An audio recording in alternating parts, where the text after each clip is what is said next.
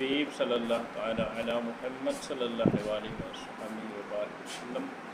آج ہم حجاز کی آندھی پارٹ 5 لے کر آپ کی خدمت میں حاضر ہیں۔ تو بہت زبردست انداز سے ہماری یہ داستان جاری و ساری ہے۔ تو ابھی ہم جو ہے نا پچھلا جو واقعہ ہوا اس کے بعد ہم اس کو آگے شروع کرتے ہیں۔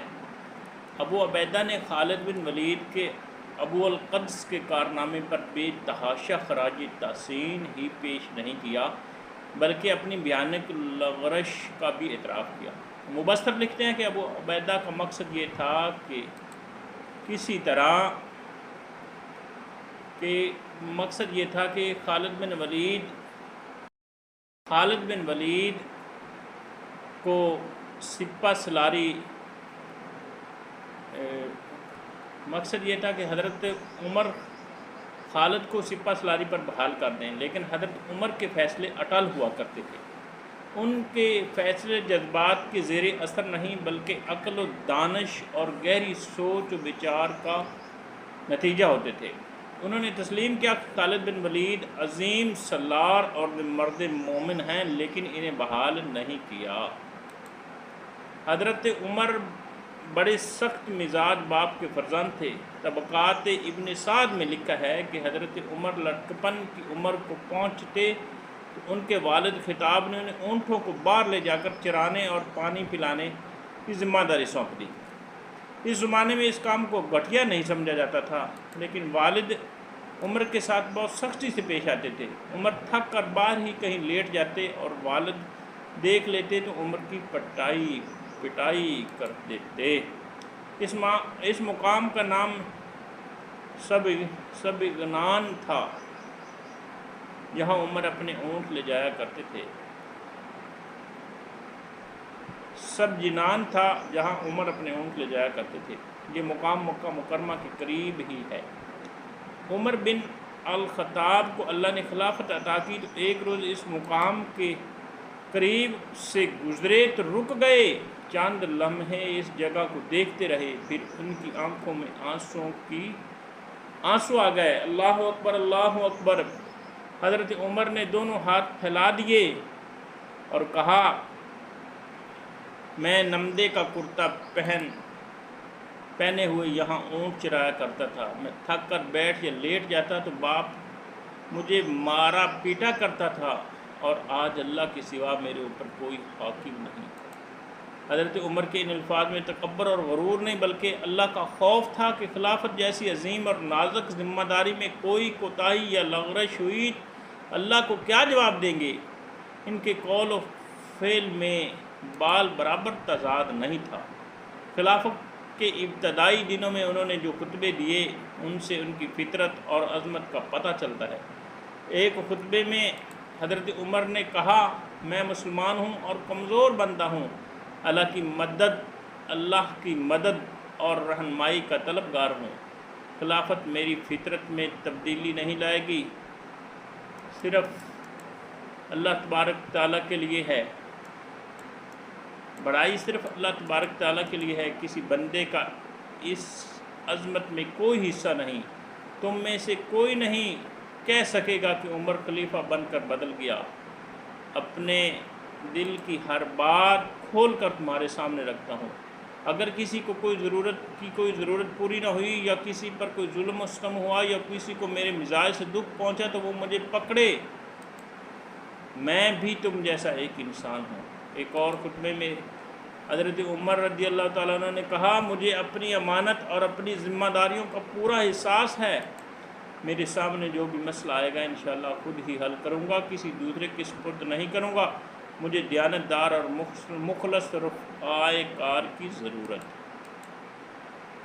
حضرت عمر کا یہ فیصلہ تو خاص طور پر جرأت مندانہ تھا کہ جن مرتدین کو خلاف غلام اور ان کی عورتوں کو لونڈیاں بنا کر رکھا گیا تھا انہیں آزاد کر دیا گیا۔ یہ فیصلے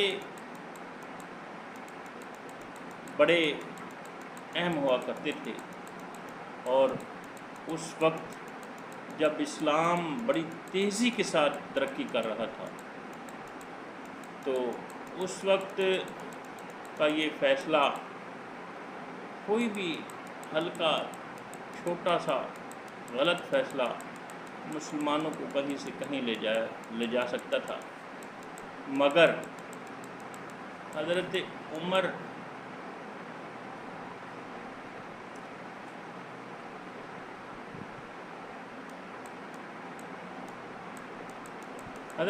اپنا یہ عہد پورا کرنے کو بےتاب تھے کہ فارس ایران کو فتح کرنا اور زرتشت کے پجاریوں کے اس ملک میں اللہ کی حکمرانی قائم کرنی ہے۔ پہلے بیان ہو چکا کہ رسول اکرم صلی اللہ علیہ وسلم نے مختلف ملکوں کے بادشاہوں کو قبول اسلام کے لیے تحریری پیغام بھیجے، تو یہ ایسا واقعہ ہوا کہ کمال ہو گیا۔ اب جناب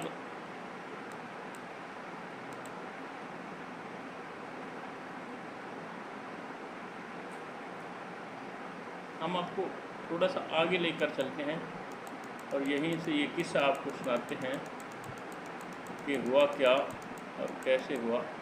جب کسریٰ پرویز کو یہ پیغام دیا گیا تو اس وقت اس کا بادشاہ، اس کا ایک بیٹا شردیہ دربار میں موجود تھا۔ وہ خوبصورت جوان تھا، اس کی نظریں اس حسین اور نوجوان لڑکی پر بار بار جاتی اور کچھ دیر کے لیے چہرے پر جمی رہتی، جو کسریٰ کے پہلو میں تخت طاؤس پر بیٹھی تھی۔ یہ لڑکی جو حسن اور شباب کا ایک شکار تھی، پرویز سے نظریں چرا کر شردیہ کو دیکھ لیتی اور اس کے ہونٹوں پر تبسم آ جاتا، اور جب کسریٰ اس کا ایک ہاتھ اپنے ہاتھ میں مسلتا یا جب لڑکی کے عریاں شانوں پر بکھرے ہوئے گہرے بادامی رنگ کے ریشم جیسے نرم و ملائم بالوں پر ہاتھ پھیرتا تو لڑکی کا تبسم یوں مسکراہٹ میں تبدیل ہو جاتا جیسے کلی کھل کر پھول بن گئی ہو۔ اس لڑکی کا نام ازدیبیہ تھا اور کسریٰ پرویز اسے پیار سے ازدی کہتا تھا۔ اسے دربار میں اپنے ساتھ تخت پر بٹھاتا اور درباریوں کے ساتھ باتیں کرتے ازدیبہ کے ہاتھوں اور بالوں سے کھیلتا رہتا تھا۔ اس نے ایک عادت یہ بنا لی تھی کہ جب کسی کو سزائے موت سناتا تو ازدیبہ کی کمر میں بازو ڈال کر اسے اپنے ساتھ لگا لیتا اور اس طرح مسکراتا جیسے اس نے ازدیبہ کی فرمائش پوری کر دی۔ اللہ اکبر۔ ازدیبہ کھل کر مسکراتی جیسے کسی کی موت کا فیصلہ سن کر اسے دلی خوشی ہوئی ہو۔ کوئی 1 مہینہ پہلے کا واقعہ ہے۔ پرویز کا بیٹا شردیہ ہرنوں کے شکار کے لیے گیا۔ اس کے ساتھ 20-22 آدمی تھے، جن میں کہ کچھ اس کے محافظ تھے، ملازم تھے، 3-4 خوشامدی حاکم اور ایک سلاری کے عہدے کا آدمی تھا۔ ایک جگہ 6-7 ہرن چر چگ رہے تھے۔ شردیہ گھوڑے سے اترا، چھپ کر آگے گیا اور ایک ہرن پر تیر چلایا۔ ہرن جسم میں تیر لے کر دوڑ پڑا۔ شردیہ دوڑ کر پیچھے آیا، گھوڑے پر سوار ہوا اور گھوڑے کو ہرن کے پیچھے ایڑ لگا دی۔ ہرن زخمی ہونے کے باوجود دور نکل گیا۔ شردیہ کا گھوڑا اس تک پہنچ گیا۔ شردیہ نے گھوڑا ہرن پر چڑھا دیا اور اسے گرا لیا۔ شردیہ کے ساتھ کچھ محافظ بھی تھے، انہوں نے مرے ہوئے ہرن کو اٹھایا اور شردیہ اپنے ساتھیوں کو لے کر چل پڑا۔ اس کے قریب پہنچا تو اس کے ساتھیوں نے داد تحسین کے نعرے لگائے شروع کر دیے، جیسے اس نے ہرن کو نہیں بلکہ شیر کو اس کے سامنے خالی ہاتھ لڑ کر مارا ہو۔ شردیہ داد تحسین کے اس خوش آمدی ہنگامے سے بے نیاز ایک حسین و جمیل اور نوجوان لڑکی پر نظر جمائے ہوئے تھا، جو وہاں ایک آدمی کے پاس کھڑی تھی اور اس آدمی کے پیچھے چھپنے کی کوشش کر رہی تھی۔ یہ آدمی کوئی اجنبی نہیں تھا، اس کے ساتھ 2 اور اجنبی آدمی تھے۔ ان تینوں نے آگے آ کر جھک کر شردیہ کو سلام کیا۔ کون ہیں یہ؟ شردیہ نے اپنے مسافروں سے پوچھا۔ ہم مسافر ہیں، ان اجنبیوں میں سے ایک نے کہا۔ بغداد جا رہے ہیں، ہم وہیں کے رہنے والے تاجر ہیں۔ ہم آپ ہی کی رعایا ہیں۔ ان میں سے ایک اور نے کہا یہاں سے گزرے تو انہوں نے بتایا کہ شہزادہ شردیہ شکار کھیلنے آئے ہیں، آپ کو دیکھنے کی ایسی تمنا تھی کہ ہم رک گئے۔ سنا تھا شہزادہ شردیہ اتنا خوبصورت جوان ہے کہ جو ایک بار دیکھ لیتا ہے وہ نظریں کسی اور طرف کر ہی نہیں سکتا۔ تیسرے اجنبی نے کہا اور ہم نے لوگوں کو یہ کہتے بھی سنا ہے کہ سلطنت فارس کا شہنشاہ شردیہ کو ہونا چاہیے۔ یہ لڑکی تم میں سے کس کی بیٹی ہے؟ شردیہ نے پوچھا۔ تینوں تاجروں نے ایک دوسرے کی طرف دیکھا اور خسر پسر کی۔ شردیہ کے ساتھ فارس کی فوج کا جرنیل آیا ہوا تھا اور اس نے شردیہ کو ہلکا سا اشارہ کیا۔ شردیہ جرنیل کے ساتھ ذرا پرے چلا گیا۔ یہ لڑکی ان میں سے کسی کی بھی بیٹی نہیں، جرنیل نے شردیہ کو بتایا۔ یہ ستیلے باپ کے ظلم و ستم سے بھاگی ہوئی لڑکی ہے۔ ہم ان سے پوچھ چکے ہیں، اس لڑکی کا باپ مر گیا تو انہوں نے دوسری شادی کر لی۔ لڑکی کو آپ دیکھ لیں، کیا اتنی خوبصورت لڑکی آپ نے پہلے کبھی دیکھی ہے؟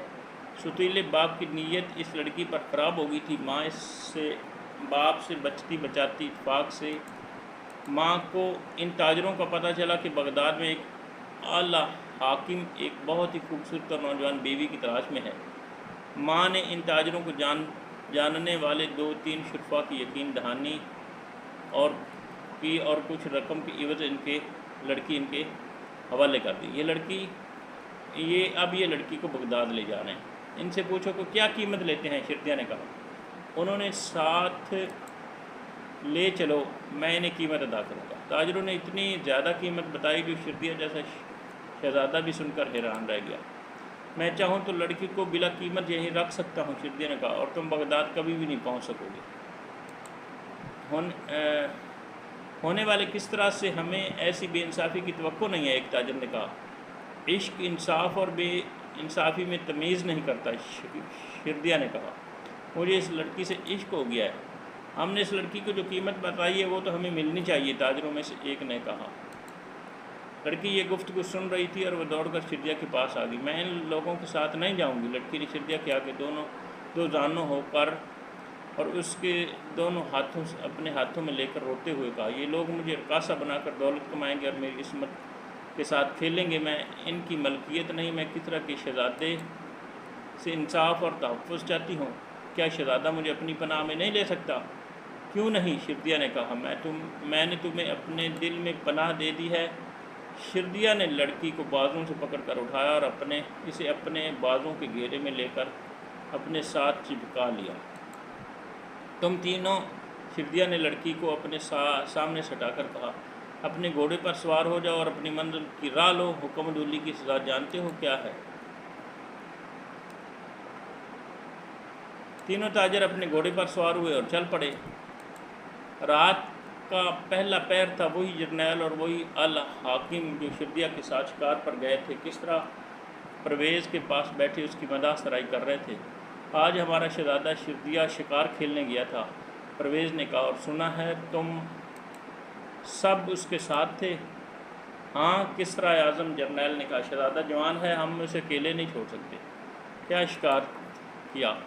ایک ہرن، کسریٰ اعظم ایک حاکم نے جواب دیا، اور ہم آپ کے ساتھ شہزادے کی شکار کی ہی بات کرنا چاہتے تھے، جرنیل نے کہا۔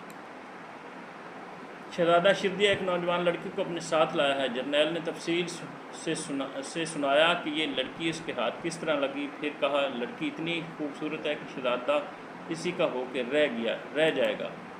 سلطنت فارس دشمنوں میں گھری ہوئی ہے، اور ان حالات میں ایک شہزادے کو یہ اجازت نہیں ہونی چاہیے کہ وہ اس طرح آزادی سے کسی لڑکی کو محل میں لے آئے۔ کیا تم سب نے اسے روکا نہیں؟ کسریٰ، پرویز نے پوچھا۔ بہت روکا تھا، کسریٰ اعظم، جرنیل نے کہا، لیکن ہم اسے حکم نہیں دے سکتے تھے، اس پر جبر نہیں کر سکتے تھے۔ ہم جانتے ہیں کہ شہزادے کی یہ حرکت کس طرح جیسی عظیم سلطنت فارس کے وقار اور توسیع کے لیے وقف ہے۔ جرنیل ابھی بول رہا تھا کہ ایک اعلیٰ حاکم نے پرویز کو اس کے بیٹے شردیہ کے خلاف بھڑکانا شروع کر دیا۔ یہی وہ جرنیل تھا اور یہی وہ اعلیٰ حاکم تھے جو شکار پر شردیہ کے ساتھ تھے، اور انہوں نے ان 3 تاجروں سے یہ لڑکی چھیننے میں شردیہ کی حوصلہ افزائی کی اور تاجروں کو بھگا دیا تھا۔ اور جب وہ لڑکی کو ساتھ لیے شکار سے واپس آئے تو راستے میں انہوں نے شردیہ کی ایسی مداح سرائی کی تھی کہ فارس کا بادشاہ بنا دیا تھا۔ تخت طوس پر شردیہ ہی اچھا لگتا ہے، اور شہزادے کے ساتھ یہ ملکہ زر تشت کی قسم ایسا خوبصورت جوڑا رعایا شہزادہ شردیہ کو دیکھتی ہے تو یہ سر تعظیم اور عقیدت سے جھک جاتے ہیں۔ شردیہ پر ایک تو اتنی حسین لڑکی کا نشہ تھا، اس نشے میں فارس کے اعلیٰ افسروں کے خوش آمدانہ الفاظ اضافہ کر رہے تھے۔ شردیہ کا سینہ پھیلتا اور سر اونچا ہوتا جا رہا تھا، وہ یقیناً اپنے آپ کو فارس کا شہنشاہ سمجھنے لگا ہوگا۔ ان حاکموں نے اسے اس کے باپ کے خلاف بھی بھڑکایا، اور پھر شردیہ کو بھی یقین کہ اس کے باپ کو پتہ ہی نہیں چلنے دیا جائے گا کہ وہ ایک لڑکی کو ساتھ لایا۔ انہوں نے لڑکی کو ایک بڑے اچھے گھر میں چھپا لیا اور شردیہ سے کہا کہ لڑکی اسے رات کو فلاں باغ میں ملے گی۔ رات کو یہی حاکم شردیہ کے باپ کو اس کے خلاف بھڑکا رہے تھے۔ میں ابھی اس کے پاس جاتا ہوں۔ کس طرح پرویز غصے سے اٹھا اور بولا، لڑکی اس کے ساتھ ہوگی؟ نہیں عظیم کسریٰ، ایک حاکم نے کہا، لڑکی کو اس نے اپنے ساتھ نہیں رکھا، وہ وقت دونوں فلاں باغ میں بیٹھے ہوئے ہوں گے۔ اس نے پرویز کو وہ جگہ بتا دی۔ کس طرح پرویز اکیلا ہی چل پڑا۔ کیا شردیہ ایسی جرت کرے گا کہ ابھی باپ کو قتل کر دے گا؟ جرنیل نے شہری حاکموں سے کہا۔ قتل نہ کیا تو باپ بیٹے میں دشمنی پیدا ہو جائے گی، ایک حاکم نے کہا، اور ہم اس دشمنی کو پکا کر دیں گے، اور ایک اور حاکم نے کہا، لڑکی کو پکا رہنا چاہیے، جرنیل نے کہا، اس کی ذرا سی کوتاہی راز فاش کر دے گی۔ نہ بتا دے کہ ہم نے اسے چھپایا تھا، میں نے بڑی اچھی طرح سمجھا دیا تھا، ایک بوڑھے حاکم نے کہا، اور ڈرایا بھی بہت ہے۔ اب جو ہوتا ہے دیکھتے رہو، جرنیل نے کہا، معاملہ بگڑ گیا تو بھگت لیں گے، کس طرح پرویز کو زندہ نہیں رہنا چاہیے۔ محل کا وہ باغ جنت نظیر تھا، چاندنی اس کے حسن کو دوبالا کر رہی تھی۔ بس میں ایک چشمہ تھا جس کی شفاعت سطح پر چاند نے چاندنی کے چمکتے ذرے بکھیر رکھے تھے۔ پھولوں کی مہک مردہ جسموں میں نئی روح پھونکتی تھی۔ حسین خواب سے زیادہ حسین باغ میں چشمے کے کنارے دو خوبصورت انسان ایک دوسرے کے ساتھ یوں چپک کر بیٹھے ہوئے تھے جیسے ایک ہی جسم ہو۔ ایک شردیہ تھا اور دوسری وہ لڑکی جسے شردیہ جنگل سے لایا تھا۔ لڑکی نے اپنا نام ازدیبہ بتایا تھا۔ وہ ایک دوسرے میں گم ہو گئے۔ شباب اور عشق کا خمار انہیں دنیا مافیا سے بہت دور لے گیا۔ مجھے کب تک چھپائے رکھو گے؟ ازدیبہ نے سرگوشی کی۔ چند دن، شردیہ نے کہا، پھر ہماری شادی ہو جائے گی۔ کیا شاہی خاندان مجھے قبول کر لیا جائے گا؟ ازدیبہ نے شردیہ سے ذرا الگ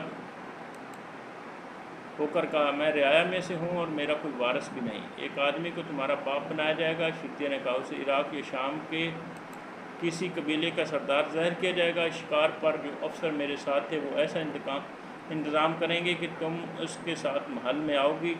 یہ افسر میرے باپ سے کہیں گے کہ شردیہ کی شادی اس لڑکی کے ساتھ ہونی چاہیے۔ وہ میرے باپ کو قائل کر لیں گے اور وہ میرے باپ کو بتائیں گے کہ لڑکی کا باپ بہت امیر اور وسیع اثر و رسوخ والا آدمی ہے اور اپنے علاقے میں سلطنت فارس کا ایک مضبوط ستون ہے۔ ان پر ایک سایہ پڑا جائے جسے ان دونوں نے شاید اس لیے نظر انداز کر دیا ہوگا کہ بادل کا ٹکڑا چاند کے آگے آ گیا، لیکن سایہ ان کے اوپر سے گزرا نہیں، ان کے اوپر ہی رکا رہا۔ کس طرح پرویز کی سلطنت کے ستون بہت مضبوط ہیں شہزادے، سائے میں سے آواز آئی۔ شردیہ اور ازدیبہ نے چونک کر پیچھے دیکھا۔ کس طرح پرویز ان کے سر پر کھڑا تھا، اس نے ازدیبہ کو بازو سے پکڑ کر اٹھایا۔ شردیہ اپنے باپ اور ازدیبہ کے درمیان آ گیا۔ میرے ساتھ بات کریں، شردیہ نے کہا، اسے میں لایا ہوں، یہ مجھے نہیں لائی۔ پرویز نے ایک آدھ قدم پیچھے ہٹ کر شردیہ کے منہ پر زور سے تھپڑ مارا۔ کیا تو نے کبھی کسی کو کس طرح کے راستے میں آتے دیکھا ہے؟ کس طرح پرویز نے کہا، احمق شہزادے، کیا میں اسی عمر میں تجھے اس طرح ایک لڑکی میں گم ہوتے برداشت کر لوں گا؟ تجھے دنیا کا ہی ہوش نہ رہے، چلا جا یہاں سے، آج سے تو محل سے باہر نہ نکلے۔ پرویز لڑکی کو ساتھ لے چلا شردیا وہیں کھڑا گال ملتا رہ گیا جس پر اس کے باپ کا تھپڑ پڑا تھا۔ کچھ دیر بعد لڑکی کس طرح پرویز کے سونے کے کمرے میں اس کے ساتھ بے تکلفی سے باتیں کر رہی تھی۔ کیا تم میرے اس بیٹے کو چاہتی ہو؟ پرویز نے پوچھا۔ اگر میں آپ کے بیٹے کے خلاف کوئی بات کہہ دی تو آپ ناراض ہو جائیں گے، اسدیبا نے کہا۔ اگر میں تم سے ناراض ہوتا تو میں تمہیں اس پلنگ پر نہ بٹھاتا، پرویز نے کہا۔ کہنا ہے وہ کہہ دو، آپ کا یہ بیٹا احمق ہے، اسدیبا نے کہا۔ اس عمر میں عیاشی میں پڑ گیا، مجھے زبردستی میرے باپ سے چھین لایا ہے۔ اس کے ساتھ آپ کی عمر کے 3-4 آدمی تھے، انہوں نے اسے بہت روکا، لیکن اس نے سب کو ڈانٹ کر کہا کہ میں کس طرح کا بیٹا ہوں، رعایا کی ہر لڑکی میری ملکیت ہے۔ اس نے یہ بھی کہا تھا کہ جس نے مجھے روکا وہ میرے ہاتھوں قتل ہو جائے گا۔ تم نے ٹھیک کہا لڑکی، کس طرح پرویز نے کہا، ہمارا یہ شہزادہ احمق ہے۔ کیا تم ہمارے ساتھ رہنا پسند کرو گی یا اپنے ماں باپ کے ساتھ جانا چاہو گی؟ کیا فارس کے شہنشاہ مجھے اپنے پاس رکھنے کے قابل سمجھتے ہیں؟ اسدیبا التجا کے لہجے میں کہا۔ تم جیسے پھول کو کون اپنے سینے سے لگا کر نہیں رکھے گا، پرویز نے اسے اپنے قریب کرتے ہوئے کہا۔ شہنشاہ کا دل اتنا کشادہ اور مشفق ہے تو یہ میری خوش نصیبی ہے، اسدیبا نے کہا۔ وہ کچھ سوچ کر بولی، لیکن مجھے شادی سے خوف آتا ہے کہ وہ مجھے قتل کرا دے گا۔ ہم نے اس محل میں نظر بند کر دیا ہے، کس طرح پرویز نے کہا۔ وہ محل کی حد سے باہر نہیں جا سکتا، باغ میں گھوم پھر سکتا ہے اور تم ہر وقت میرے ساتھ رہو گی۔ اسدیبا کی وہ رات کس طرح پرویز کے ساتھ گزری۔ اگلے روز پرویز نے شردیا کو بلایا اور اسے حکم دیا کہ وہ محل سے باہر نہیں جا سکتا اور وہ کے اندر وہ حرم کے کمروں کے قریب سے بھی نہیں گزر سکتا۔ شردیا نے باپ کو کھری کھری سنا دی۔ باپ بیٹے میں خاصی بد کلامی ہوئی۔ میں تمہارا یہ جرم معاف نہیں کر سکتا، کس طرح نے کہا، اور معاف کرنے والوں میں سے بھی نہیں ہوں، اور معاف کرنے والوں سے میں بھی نہیں ہوں، شردیا نے کہا۔ اسی روز انہی حاکموں میں سے ایک جو شردیا کے ساتھ شکار کھیلنے کے لیے گئے تھے شردیا سے ملا، اور ایک باپ کو اپنے بیٹے کے ساتھ ایسا سلوک نہیں کرنا چاہیے۔ حاکم نے شردیا سے کہا، اس طرح کو چاہیے تھا کہ اس لڑکی کو محل سے نکال دیتا، لیکن لڑکی آپ سے چھین کر اپنے پاس رکھ لی۔ میں نے کسرا کو اپنا باپ سمجھنا چھوڑ دیا ہے، شردیا نے کہا۔ ہم دیکھ رہے ہیں کہ کسرا پرویز عیش و عشرت میں گم ہوتے چلے جا رہے ہیں، حاکم نے کہا۔ ادھر مسلمان ایک جنگی طاقت بنتے جا رہے ہیں اور رومی الگ ہمارے لیے خطرہ بنتے جا رہے ہیں۔ ہم صرف آپ کو دیکھ رہے ہیں اور صرف آپ ہیں جو سلطنت فارس کو تباہی سے بچا سکتے ہیں۔ پھر دوسرے حاکم باری باری شردیا سے ملے اور اس کے ساتھ ان کے باپ کے خلاف باتیں کی۔ جرنیل نے تو اسے بہت ہی بھڑکایا، سب اسے کہتے تھے کہ اس کا باپ سلطنت کو تباہ کر رہا ہے۔ شردیا نوجوان تھا، اس لیے اسدیبا جیسی حسین لڑکی کے متعلق اس کے جذبات اس کے قابو سے باہر ہو گئے۔ اب وہ کسرا پرویز کو باپ نہیں بلکہ رقیب کہتا تھا۔ کچھ دنوں بعد پرویز کو کہیں باہر جانا تھا، وہ چلا گیا۔ ایک رات باغ کے ایک گوشے میں شردیا اور اسدیبا کی ملاقات ہوئی۔ مجھے اپنے بوڑھے اور ظالم باپ سے آزاد کراؤ، اسدیبا روتے ہوئے بار بار شردیا سے کہتی تھی۔ میں تمہارے ساتھ آئی تھی، میں تمہارے ہوں، اگر تمہارے باپ نے مجھے نہ چھوڑا تو میں کچھ کھا کر مر جاؤں گی۔ تم نہیں مرو گی، شردیا نے پرعزم لہجے میں کہا۔ کس طرح پرویز مرے گا اور وہ میرے ہاتھوں مرے گا۔ یہی اسدیبا کسرا پرویز کے ساتھ ہوتی تو اسے شردیا کے خلاف مشتعل کرتی رہتی تھی۔ اس کے نتیجے میں پرویز شردیا کو بہانے تراش کر ڈانٹتا دیتا اور اس پر پابندیوں میں اضافہ کر دیتا۔ اس طرح پرویز 4-5 دنوں بعد واپس آیا۔ اسی عرصے میں اسدیبا دوبارہ شردیا سے ملی۔ اس نے اپنے دلکش جسم اور قیامت خیز شباب کی حرارت سے اور زبان کے جادو سے بیٹے کو باپ کا جانی دشمن بنا دیا۔ اسی دوران جرنیل اور 4-5 اعلیٰ افسر شردیا سے ملتے رہے اور اس کے دماغ پر نقش کر دیا کہ کس طرح فارس وہی ہوگا، اس کا باپ سلطنت کو تباہ کر دے گا۔ کس طرح پرویز واپس آ گیا۔ 1-2 دنوں بعد وہ دوبارہ دربار میں ازدیبیہ کو ساتھ اپنے تخت طوس پر بیٹھا تھا۔ شردیہ بھی دربار میں موجود تھا۔ رسول اکرم صلی اللہ علیہ وسلم کا ایلچی پیغام لے کر آیا، جو کہ پرویز نے پھاڑ کر اس کے پرزے بکھیر دیے۔ اس کے ساتھ ہی اس نے حاکم یمن کو حکم بھیجا کہ محمد صلی اللہ علیہ وسلم کو گرفتار کر کے ہمارے دربار میں پیش کیا جائے۔ شردیہ یہ دیکھ کر آگ بگولا ہو رہا تھا کہ پرویز ازدیبہ کے بالوں، گالوں اور ہاتھوں سے کھیل رہا تھا۔ ادھر مسلمانوں کا لشکر عراق میں داخل ہو گیا۔ سلطنت فارس کی فوج کے مقابلے میں مجاہدین کی نفری آدھی بھی نہیں تھی۔ اس کے علاوہ فارس کی فوج نیم ذرہ پوش تھی۔ اس کے باوجود مجاہد اسلام نے فارسیوں کو ہر میدان سے پسپا کیا اور اس کے ہر قلعے کو قلعے پر اسلام کا پرچم لہرایا، اور فارسی اپنی لاشوں اور زخمیوں کو چھوڑ کر پسپا ہوتے گئے۔ مجاہدین کے سپہ سالار خالد بن ولید اور ان کے دست راس مسنہ بن حارثہ تھے۔ مجاہدین اسلام نے دریائے فرات کے کنارے پر بیشتر شہر اور قصبے فتح کر لیے اور اب مدین کی طرف بڑھ رہے تھے، جو سلطنت فارس کا دارالحکومت تھا۔ مدین محلات کا شہر تھا۔ یہ فارس کے بادشاہوں کی گدی تھی۔ یہ ایک ہنستا مسکراتا بارونق شہر تھا، لیکن اس شہر کی مسکراہٹیں غائب ہوئیں اور سارے شہر پر خوف و ہراس طاری ہو گیا۔ مسلمانوں کے راستے میں آنے والے شہروں سے بھاگے ہوئے لوگ مدین پہنچ رہے تھے۔ ان میں زرتشت کے پجاری اور عیسائی تاجر بھی تھے۔ ان کے پاس مال دولت تھا، جسے مسلمانوں سے بھاگے ہوئے افسر، عہدیدار اور سپاہی بھی مدین پہنچ رہے تھے۔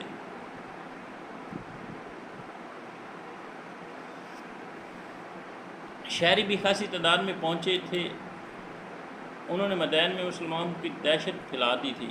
ایک روز فارس کے عمراء اور وزراء اور کئی زعماء اکٹھے ہوئے۔ کیا تم سب سلطنت فارس کی یہ ذلت اور رسوائی برداشت کرتے ہو؟ ان میں سے سب سے زیادہ معمر امیر نے کہا۔ ذلت اور رسوائی نہیں، تباہی کہیں۔ ایک اور امیر بولا، آدھے سے زیادہ عراق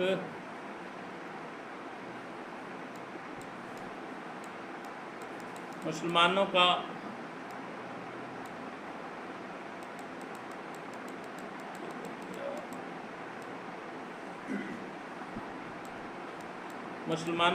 قبضہ ہو گیا۔ ہماری وہ فوج جس نے روم کے ہرکل کو شکست دی تھی، اب عرب کے پاس ماندہ بدوؤں کے آگے پسپا ہوتی اور ہتھیار ڈالتی چلی جا رہی ہے۔ زرتشت کی لعنت ہو ہم پر کہ ہم مدین بھی مسلمانوں کے حوالے کر کے چلتے بنے۔ اب آپ بولیں محترم بزرگ، میں نے جو کہنا تھا وہ تم نے کہہ دیا۔ معمر بزرگ نے کہا، تم سب جانتے ہو کہ اس تباہی کی وجہ کیا ہے۔ خانہ جنگی، یہ بھی ایک قسم کی خانہ جنگی ہے۔ ایک گروہ ایک آدمی کو تخت پر بٹھاتا ہے تو دوسرا گروہ اسے قتل کر کے اپنے آدمی کو تخت پر بٹھا دیتا ہے۔ یہ تمام بادشاہ قتل ہونے کے ہی قابل تھے۔ اگر ہم یہ خونی کھیل تماشائیوں کی طرح دیکھتے رہتے تو سلطنت فارس کا نام و نشان مٹ جائے گا۔ خود ہم لوگ جو یہاں بیٹھے ہیں ایک دوسرے کے حق میں مخلص نہیں، ہم اندر سے ایک دوسرے کے خلاف ہیں۔ ذرا سوچو کہ سلطنت فارس ہی نہ رہی تو کیا مسلمان یا رومی تمہیں یہ حیثیتیں اور رتبے دیں گے جو ہمیں حاصل ہیں؟ ہم غلام ہوں گے اور ہماری بیٹیاں لونڈیاں بنا لی جائیں گی، اور تم جانتے ہو اور کیا کچھ ہو جائے گا۔ وہ ہم جانتے ہیں، ایک نے کہا۔ یہ بتائیں کہ ہمیں کیا کرنا چاہیے؟ ہمارے پاس باتوں کا وقت نہیں ہے۔ میں نے پہلے سوچا تھا کہ مسلمانوں کو دولت، شراب اور انتہائی حسین لڑکیوں کے ذریعے کمزور کر دیا جائے گا۔ معمر بزرگ نے کہا، یہودی ہمارے ساتھ ہیں، عیسائی ہمارے ساتھ ہیں، خود فارس میں ایک سے بڑھ کر ایک حسین لڑکی موجود ہے، دولت کی ہمارے پاس کمی نہیں، ہم یہ حربے آزما بھی چکے ہیں، لیکن مسلمان اس جال میں آنے والی قوم نہیں۔ یہودی لڑکیوں کو مسلمان زہر کر کے مسلمان قبیلوں کے بعض سرداروں کی بیویاں بنایا گیا تھا۔ ان لڑکیوں میں سے 3 تو مسلمانوں کے اخلاق سے اتنی متاثر ہیں کہ انہوں نے سچے دل سے اسلام قبول کر لیا، اور باقی قتل ہوں گی کیونکہ ان کی اصلیت ظاہر ہو گئی تھی۔ وہ کیسے؟ اس طرح کہ انہیں یہ کام دیا گیا تھا کہ مسلمان عورتیں بھی فارس کی فوج کی دہشت پھیلائیں۔ معمر دانشور نے کہا، وہ اپنے خامدوں کو بھی ڈراتی رہیں کہ فارس کی فوج میں ہاتھی ہیں جو دشمن کی فوج کو کچل دیتے ہیں۔ ان لڑکیوں کو بتایا گیا کہ اپنے خامندوں کے ساتھ ایسی محبت کا اظہار کریں کہ وہ پاگل ہو جائیں، لیکن مسلمان صرف جذبہ جہاد سے پاگل ہوئے جا رہے ہیں۔ اس طرح ان لڑکیوں کی اصلیت کھل گئی اور انہیں قتل کر دیا گیا۔ باقی رہی دولت۔ قلعے جو مسلمانوں نے فتح کر لیے ہیں سونے چاندی سے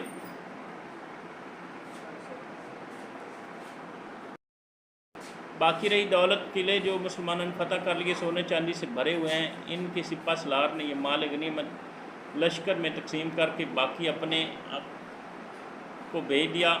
مجھے توقع تھی کہ یہ سالار اتنا زیادہ مال و دولت دے کر خود مختاری کا اعلان کر دیں گے اور مفتوحہ علاقوں میں اپنی بادشاہی قائم کر لیں گے، لیکن یہ لوگ اپنے خلیفہ اور اپنے مرکز کو دھوکہ نہیں دیتے۔